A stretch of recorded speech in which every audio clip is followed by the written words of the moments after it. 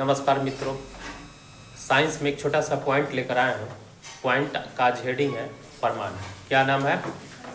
बोलो आप लोग। परमाणु। समझिए परमाणु क्या होता है। परमाणु क्या है? आप लोग साइंस में पढ़ता होगा, समझे होंगे परमाणु क्या है। कन्फ्यूजन हो जाता है। समझिए परमाणु वह सूक्ष्मतम कण होता है जो किसी भी रासायनिक अभिक्रिया में भाग ले सकता है लेकिन स्वतंत्र अवस्था में नहीं रह सकता है। परमाणु के मुख्य रूप से 3 मौलिक कण होते हैं, इलेक्ट्रॉन, प्रोटॉन, न्यूट्रॉन। चलिए इस सब के बारे में बोर्ड के माध्यम से आपको एक एक चीज़ हम बता रहे हैं। ध्यानपूर्वक आप समझिएगा। ये 9th में, 10th में, 11th, 12 इसके अलावा कोई भी कंपटीशन का परीक्षा देते हैं तो यहाँ से प्रश्न आता है और बहुत आसान तरीक़ों से बताएंगे। ये सब आपको एकदम बिना समझिए कि रटे ऐसा ही याद हो जाएगा समझकर।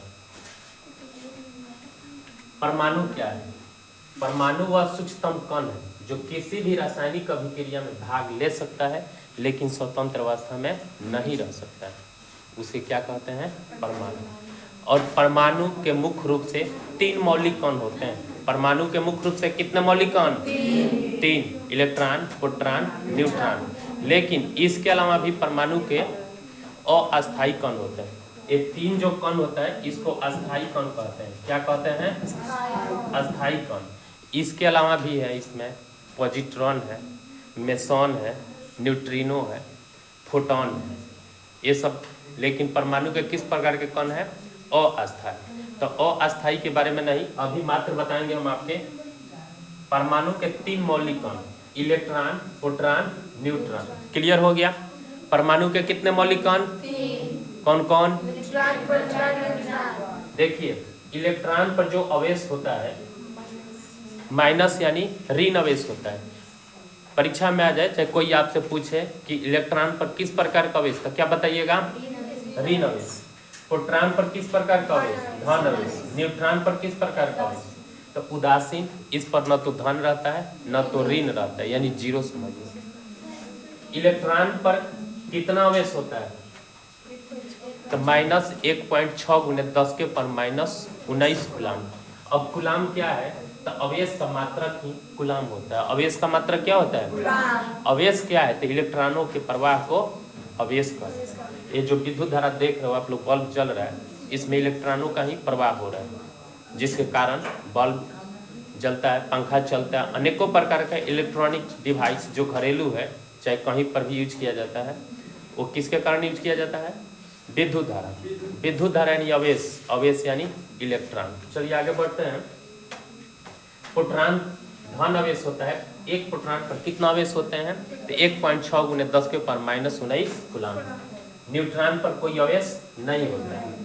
चलिए ये जो मुख्य रूप से 3 पॉइंट है इसको भी समझना, लेकिन उसके पहले इसको समझ लीजिए। मान लीजिए यह क्या है? परमाणु। क्या है? परमाणु के केंद्र में यानी नाभिक बोलते हैं। क्या बोलते हैं? परमाणु का जो नाभिक होता है इसमें प्रोटॉन और न्यूट्रॉन होते हैं। नाभिक में क्या होते हैं?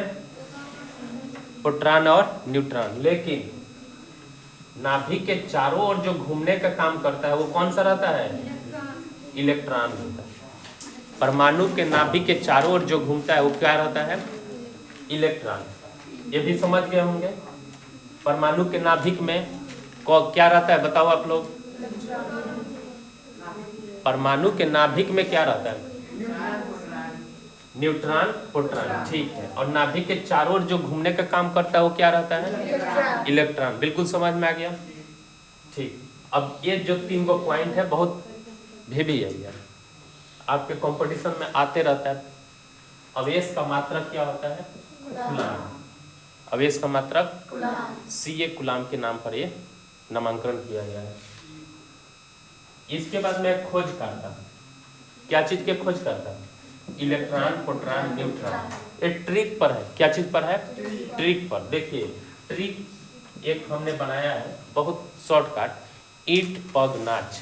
ईंट पग नाच। ईंट यानी इलेक्ट्रॉन, ईंट पग नाच। ई से इलेक्ट्रॉन, इलेक्ट्रॉन का खोज किए हैं थॉमसन, जे थॉमसन।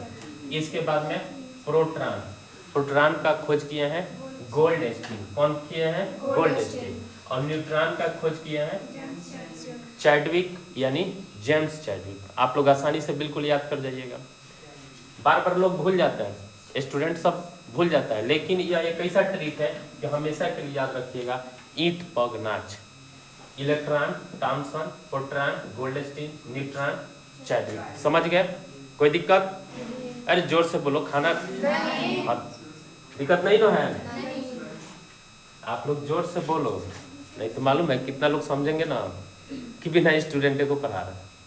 आज समझने बोलने वाले बहुत ज़्यादा समझ जाते हैं, और जब आप लोग यहाँ पर हो तो जोर से बोलो। विद्युत धारा का मात्रा क्या होता है? बोलो। एम्पियर। विद्युत धारा का मात्रा एम्पियर। ये भी आपके परीक्षा में आते रहता है। आज के लिए इतना ही।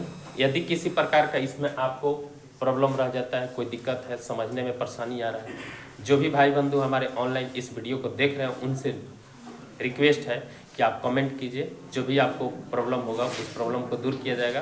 धन्यवाद।